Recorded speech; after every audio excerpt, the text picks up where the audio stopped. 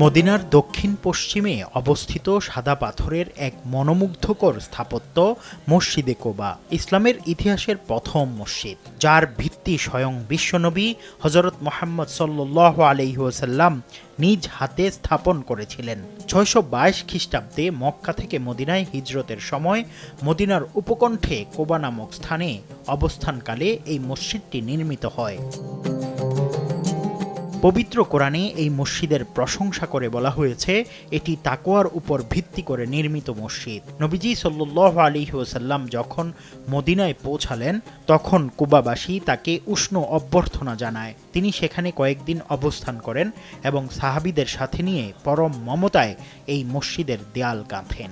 ইসলামের ইতিহাসে জামাতে নামাজ পড়ার আনুষ্ঠানিকতাও এখান থেকেই বেগবান হয়। মসজিদে কোবার ফজিলত নিয়ে নবীজি সাল্লাল্লাহু আলাইহি ওয়াসাল্লামের একটি অত্যন্ত দামি হাদিস রয়েছে।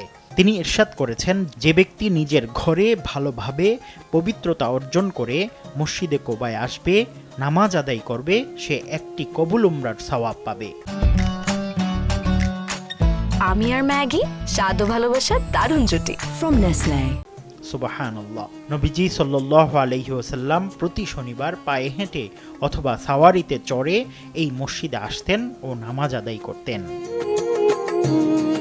কালের বিবর্তনে মসজিদে কোবা অনেকবার সংস্কার করা হয়েছে। বর্তমানে এটি একটি বিশাল ও আধুনিক কমপ্লেক্স, যেখানে হাজার হাজার মুসল্লি একসাথে নামাজ পড়তে পারেন।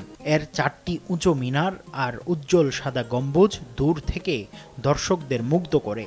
মদিনায় জিয়ারতে আসা প্রতিটি মুসলিমের হৃদয়ে মসজিদে কোবা এক বিশেষ আবেগের জায়গা দখল করে আছে।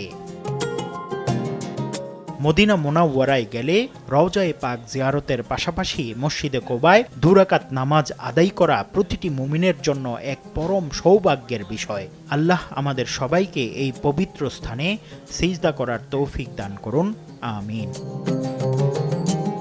মুফতি আব্দুল্লাহ তামিম, সময় সংবাদ, সৌদি আরব।